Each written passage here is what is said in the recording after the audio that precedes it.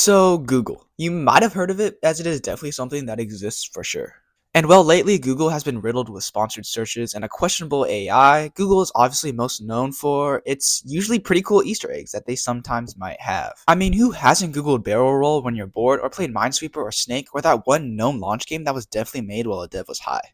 And if you didn't already know, Google added so you can now catch Pokemon in Google search. And since I probably didn't need to do that one homework assignment, here's maybe almost everything you need to know about catching Pokemon in Google.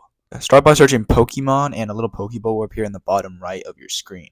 Now this is your Pokédex where you can see all the Pokemon available to catch and the ones you have already caught. Right now, only the original 151 Pokemon are available to be caught, but maybe Google will add more generations later. Who really knows though?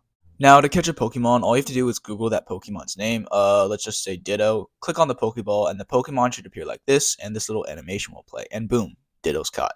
So all the Pokemon will have a 100% catch rate except for 5 Pokemon, that being the legendary birds, Mew, and Mewtwo, which pretty much have a 0% chance with the Pokeball, so good luck. For these Pokemon, you actually need to get Master Balls, which you can get by catching more Pokemon and hitting specific milestones. But the catches the Master Balls are synced to specific Pokemon, so after catching 20 Pokemon, you get a Master Ball, but it can only be used to catch Articuno, and then so on and so forth for the rest of the milestones.